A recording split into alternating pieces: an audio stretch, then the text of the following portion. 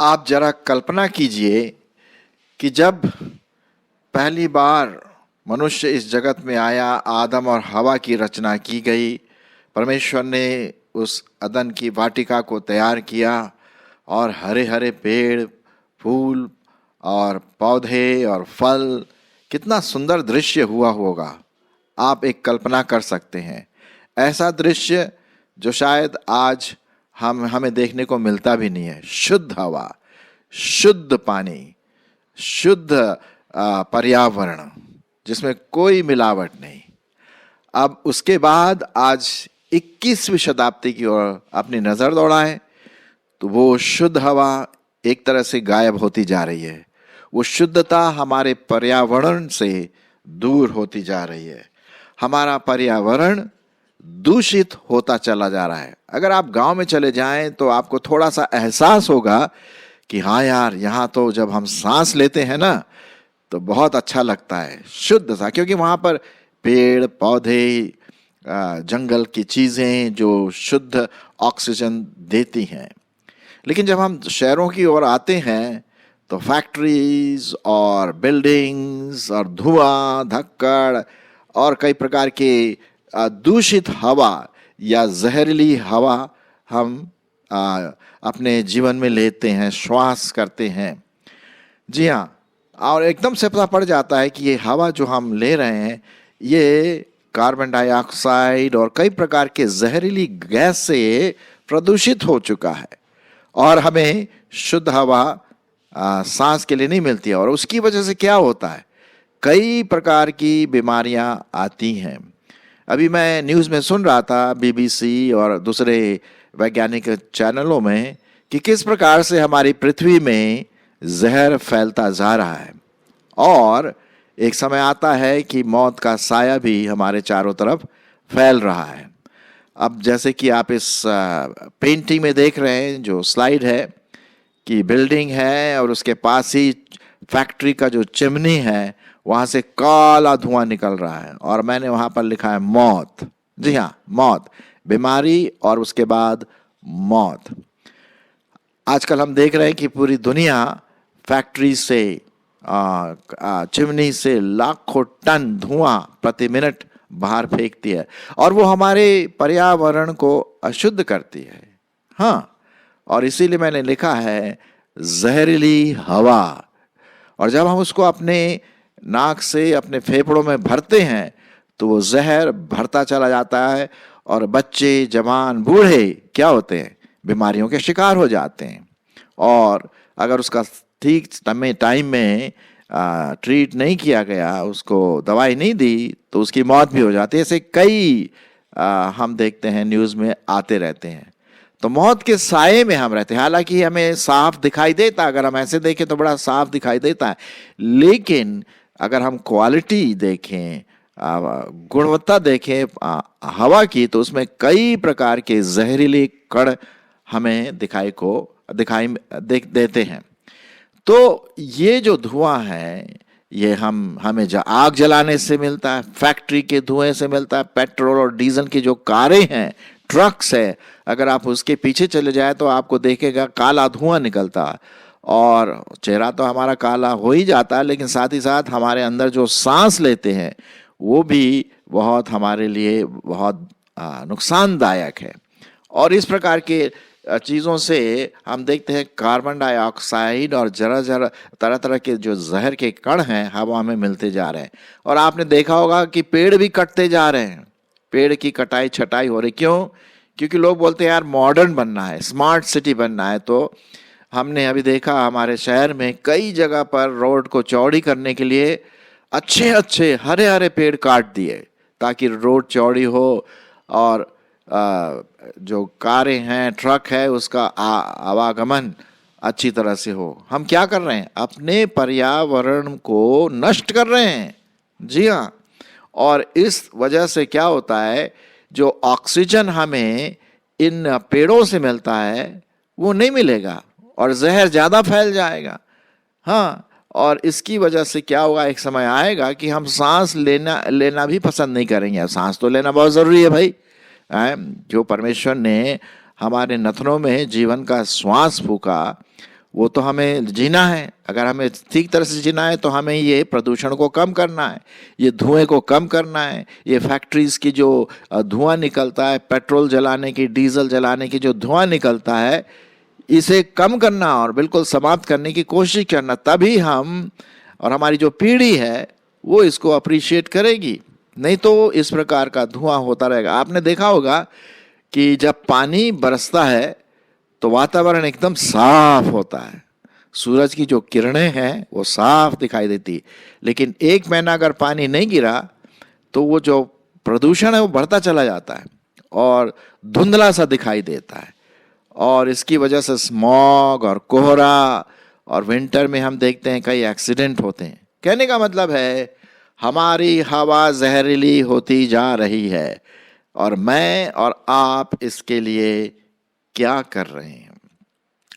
जिस प्रकार से मैंने कहा कि जहरीली हवा, उसी प्रकार से आत्मिक रीति से हमारे जो आस पड़ोस का वातावरण है आत्मिक रीति से वो भी जहरीला है। क्यों जहरीला है? क्योंकि इस वातावरण में, इस हवाओं में, इस एम्प्टी स्पेस में एक और राज्य करता है शैतान का। और वो शैतान की लड़ाई हमारे विश्वासियों को लड़नी है, क्योंकि हमारा ये जो मल युद्ध है वो इस हवा में जो रहते हैं इविल स्पिरिट, बुरी आत्मा, शैतान की सेनाओं, वो भी जहर फैलाती है। जी हाँ, आत्मिक रीति से वो पाप का जहर जिसे हम कह सकते हैं, और वो भी मौत देती है। जो हम देखते हैं कि जो जहरीली हवा है वो तो शारीरिक मौत देती है। धीरे धीरे हमारा शरीर प्रदूषित होता चला जाता है। लेकिन जो आत्मिक जहर है जो शैतान हमारे जीवनों में लाने की कोशिश करता है, हमें उससे और भी सावधान रहना। और इसीलिए बाइबल इस बात को बताती है, जब वो मैं आपके लिए पढ़ूंगा, पाया जाता है इफिसियों उसका 6 अध्याय, इफिसियों उसका 6 अध्याय और 10 से 12 पद में आपके लिए पढ़ देता हूँ। इफिसियों उसका 6 अध्याय 10 से 12, यहाँ पर इस प्रकार से लिखा हुआ है, इसलिए प्रभु में और उसकी शक्ति के प्रभाव में बलवंत बनो, परमेश्वर के सारे हथियार बांध लो कि तुम शैतान की युक्तियों के सामने खड़े रह सको। क्योंकि हमारा ये मल युद्ध लहू और मांस से नहीं, परंतु प्रधानों से और अधिकारियों से और इस संसार के अंधकार के शासकों से है। इस पृथ्वी में जहां हम रहते हैं, ये संसार के अधिकारी हैं। ये कौन है? शैतान, उसकी सेनाएं, इविल स्पिरिट, उससे है। और उस दुष्टता से की आत्मिक सेनाओं से है जो कहाँ है? आकाश में है, आकाश में है, हवा में है। तो हमें इन जहरीली हवा, जो एक प्रकार से आत्मिक जहरीली हवा, पाप, वो हमारे जीवनों में शैतान लाता है। और ये कौन से जहरीली हवा है, मैं आपके लिए पढ़ देता हूँ। गलतियों की पत्री और उसका 5 अध्याय, गलतियों उसका 5 अध्याय, और यहाँ पर लिखा हुआ है 16 और 17 पद से, जो अंधकार की शक्तियां हैं, शैतान की शक्तियां हैं, जो आकाश में, जहाँ ये जहरीली आत्मिक जहरीली हवा पाई जाती है, वो उसके क्या काम है, जरा सुनिए कि परमेश्वर का वचन क्या कहता है। 17वां पद से लिखा हुआ है, क्योंकि शरीर आत्मा के विरोध में और आत्मा शरीर के विरोध में लालसा करता है। ये एक दूसरे के विरोधी हैं, इसलिए कि जो तुम करना चाहते हो वह ना करने पाओ। और यदि तुम आत्मा के चलाए चलते हो तो व्यवस्था के अधीन न रहे। अब देखिए क्या है जो शरीर के काम है, जो एक प्रकार का जहर हमारे आत्मिक जीवन में ला सकते हैं और लाते भी हैं। अगर आप विश्वासी हैं, आपको होशियार रहना है कि ये शरीर के काम, ये शरीर का जो जहर है, आत्मिक जहर है, हमारे अंदर न आए। क्योंकि शैतान चाहता है, जो इस हवा में है, इस आकाश में है, वो हमारे जीवन में लाना मांगता है। अब सुनिए क्या लिखा है, शरीर के काम तो प्रकट हैं। मैं 19वां पद पढ़ रहा हूं, गलतियों उसका 5 अध्याय। शरीर के काम तो प्रकट हैं, अर्थात क्या? व्यभिचार, गंदे काम, लुचपन, मूर्ति पूजा, टोना, बैर, झगड़ा, ईर्ष्या, क्रोध, विरोध, फूट, विधर्म, डाह, मतवालापन, लीला क्रीड़ा और इनके जैसे और भी काम हैं, जिनके विषय में मैं तुमको पहले से बता चुका हूं कि ऐसे ऐसे काम करने वाले परमेश्वर के राज में वारिस न होंगे। जी हां, ये परमेश्वर का वचन है। ये जहर है हमारे आत्मिक जीवन के लिए, ये जहर फैलाता है। जैसे कि जब हम ये शारीरिक रूप से जब सांस लेते हैं, तो जैसे कि मैंने आपको शुरू में बताया कि हमारी हवा जहरीली होती जा रही है, कई प्रकार के अशुद्ध गैसेस उसमें हैं, ऑक्सीजन की कमी है।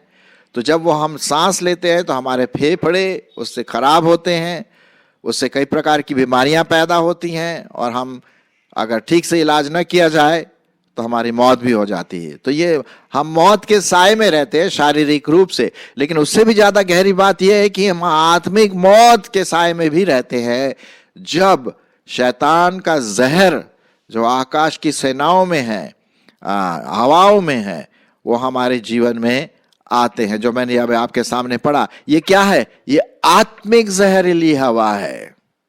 शारीरिक जहरीली हवा तो है जो हमने देखा है ना, आप जानते हैं अच्छी तरह से। लेकिन उससे भी गहरी बात यह है कि आत्मिक जहरीली हवा जो हमें हमारे मसीह जीवन को कमजोर करना मांगती है, हमारे मसीह जीवन में हावी होना मांगते हैं। ऐसे कई विश्वासी हैं जो इन बातों में गिर चुके हैं और बीमार हो चुके हैं एक प्रकार से आत्मिक रीति से, और आत्मिक रीति से मर भी चुके हैं। मुझे बहुत दुख के साथ कहना पड़ता है, अपने आप को विश्वासी कहते हैं, अब है नहीं, वो तो परमेश्वर ही जानता है। तो ये जो जहरीली हवा है आत्मिक रीति से, इनसे हमें दूर भागना है।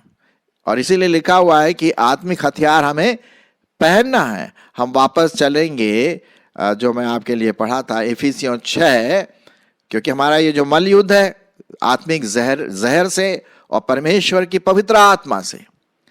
पवित्र आत्मा हमें पवित्र शुद्ध हवा देता, आत्मिक रीति से आत्मिक भोजन देता है, आत्मिक स्वास्थ्य देता है, ताकि हम स्वास्थ्य आत्मिक रीति से स्वस्थ बने रहें। और इसीलिए जब हमारा ऐसा मल युद्ध है, ऐसा हमारा कुश्ती है शैतान के साथ, तो हम कैसे उसके ऊपर विजय प्राप्त करें? लिखा हुआ है, इसलिए मैं पढ़ रहा हूं इफिसियों 6:13 से आगे, इसलिए परमेश्वर के सारे हथियार बांध लो कि तुम बुरे दिन में जहरीली जो हवा है उसका सामना कर सको और सब कुछ पूरा करके स्थिर रह सको, गिर न जाओ।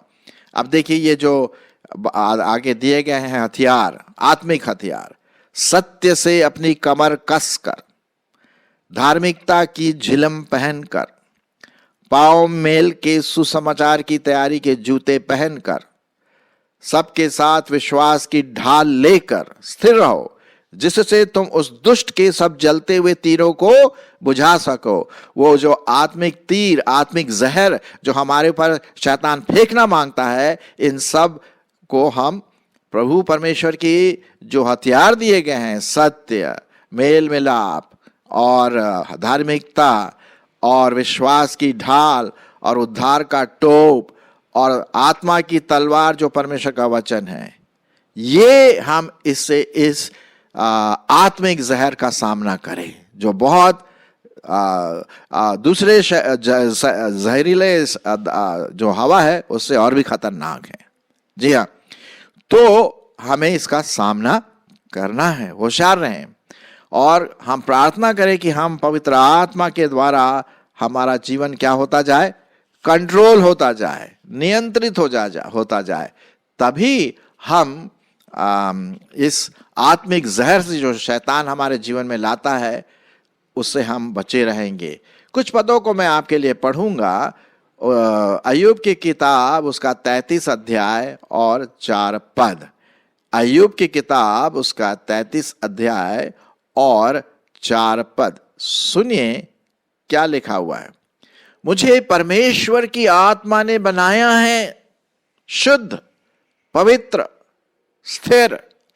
मुझे परमेश्वर की आत्मा ने बनाया है और सर्वशक्तिमान की सांस से मुझे जीवन मिलता है। हालेलुया। ये सांस, ये पवित्र आत्मा जो हमारे जीवन में आता है, वो इस जहरीली हवा से फाइट करने में, लड़ाई करने में हमारी सहायता करता है, ताकि हम प्रभु में विजयी हों और शैतान की हर चालाकियों को और जहरों को, जहरीली हवाओं को बाहर फेंके, ताकि वो हमें प्रदूषित ना करे। अब आप जानते हैं कि जो कोई प्रभु यीशु मसीह को ग्रहण करता है, वो क्या है, उसका पूरा व्यक्तित्व पवित्र आत्मा का मंदिर है। जी हाँ, और हमें इसको पवित्र रखना है। जहरीली हवा से इसको नहीं भरना है, पापों से नहीं भरना है। आत्मिक जहरीली जो चीजें जो मैंने अभी आपके सामने पढ़ा, उसको अंदर नहीं लाना। आप जानते हैं कि जब भी कोई मंदिर होता है तो उसमें उसको साफ रखते हैं, गंदी चीज कभी नहीं लाते हैं उसमें, ताकि वो मंदिर पवित्र ना हो। हम आत्मिक मंदिर हैं।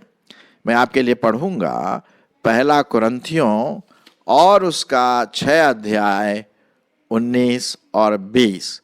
1 कुरिन्थियों उसका 6 अध्याय और उसका 19-20। क्या तुम नहीं जानते कि तुम्हारी देह पवित्र आत्मा का मंदिर है, जो तुम में बसा हुआ है और तुम्हें परमेश्वर की ओर से मिला है, और तुम अपने नहीं हो, क्योंकि दाम देकर मोल लिए गए हो।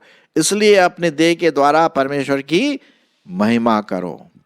ये महिमा तभी हो सकती है जब हमारा मंदिर, हमारा जीवन, हमारा व्यक्तित्व, हमारी देह, हमारा मन पवित्र हो। और वो पवित्रता तभी आ सकती है जब हम पवित्र आत्मा के नियंत्रण में, पवित्र आत्मा के अगुवाई में और परमेश्वर के उन हथियारों को जब हम पहन लेते हैं, तभी शैतान की जहरीली बातें जो हमारे चारों तरफ हैं, उससे हम अलग रह सकते हैं।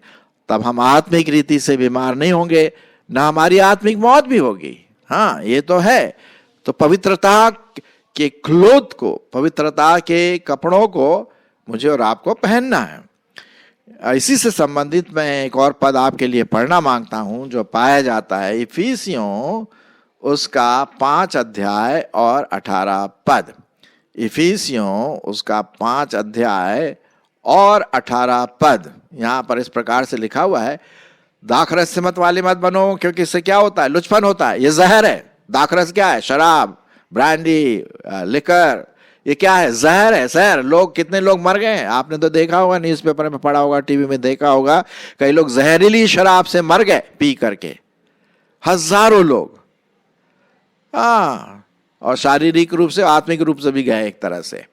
तो इसीलिए बाइबल कहती है कि हमें दाखरस से मतवाले नहीं बनना है, क्योंकि इससे क्या होता है, लुचपन होता है। परंतु पवित्र आत्मा से नियंत्रित होते जाओ, तभी तो बात बनती है ना। तो जब हम पवित्र आत्मा से नियंत्रित होते हैं, तो जो आत्मिक जहर जो शैतान फैलाना मांगता हमारे जीवन में, वो नहीं आएगा। और हम आत्मिक जो हथियार है, उससे हम शैतान की शक्तियों को लड़ सकते हैं जो आसमान में है। और इसका रिजल्ट क्या है? जब हम पवित्र आत्मा से नियंत्रित होते हैं, जहर वाला नहीं, पवित्र आत्मा का फल हमें पैदा होता है। मैं इसके लिए आपके लिए पढ़ूंगा।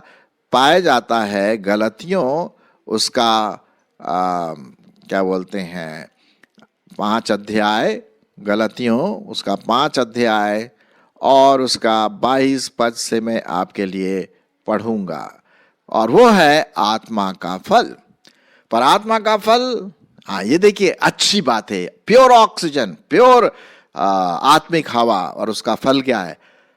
प्रेम, आनंद, शांति, धीरज, दया, भलाई, विश्वास, नम्रता और संयम है। ऐसे ऐसे कामों के विरोध में कोई व्यवस्था नहीं है। तो हमें क्या करना है? हमें इस दुनिया में रहते हुए, जहां हम रहते हैं, जहां मौत का साया है, हमें आत्मिक जीवन के लिए पवित्र आत्मा का भरना अति आवश्यक है। नहीं तो जो जहर है, आत्मिक जहर है शैतान का, वो हम पर हावी हो सकता है। हाँ, इसलिए बहुत जरूरी है कि हम उस आत्मिक जहर को दूर करने के लिए पवित्र आत्मा की सप्लाई, प्योर ऑक्सीजन आत्मिक रीति से उसमें हम भरें। तब हम परमेश्वर के लिए और दूसरों के लिए एक बहुत आशीष का कारण, महिमा का कारण बनेंगे। जहरीली हवा से दूर रहें और आत्मिक पवित्र आत्मा की जो पवित्र बातें हैं उसको हम अपने जीवन में ले लें।